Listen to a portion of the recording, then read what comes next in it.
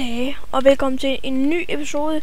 Denne gang er det ikke sådan bruger du Towny. Denne gang er det sådan gemmer du din base i en online SMP-server. Denne gang vil vi kigge på det, der kaldes boot detector. Arrow detector, kan man sige det på engelsk. Det er faktisk noget, jeg selv fandt ud af. Jeg ved ikke lige, hvordan jeg fandt ud af det. Men som I kan se, så har jeg den her bue.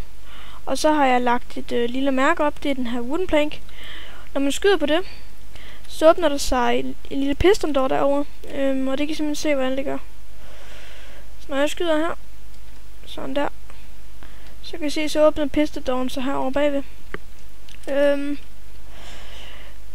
Det var sådan lige, I kan se pistonen er herinde. Så når du så skal lukke den igen, så stiller du dig under den her. Så hopper du, og som I kan se hernede, så har vi fået vores arrow tilbage, og så lukker døren efter dig. Og så med den måden det virker på, det er at du har en lille hvad det hedder, pressure plate du har sat til ude på den blok du gerne vil skyde på.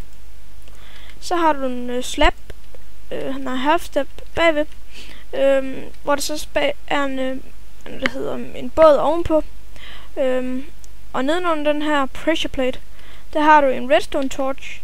Så når simpelthen dit skud kommer ind på den her, så går med en underlig grund, så går skuddet op og sætter sig på pressure platen. Og så slukkes redstone torch nedenunder. Og det har et eller andet med den her båd at gøre. Jeg kan fandme lige hurtigt prøve at fjerne båden og det her stone slab. Og så tage min arrow tilbage. Og så få den her til at lyse igen, så det lukker sig. Og så kan jeg prøve at skyde. Så man kan se, der sker ikke de helt store, så det har til andet at gøre med den der båd oven på stone slabben. Og du skal simpelthen have der stone slab, fordi ellers ville det ikke virke. Det var lige en hurtig måde, man kunne gemme sit lille skjulested på, hvis man havde et. Det er heller ikke sikkert, de har et. Men ja, det var lige den. Ses næste gang til nok. Det er nok den næste episode i sådan bruger den Towny. Men ja, farvel.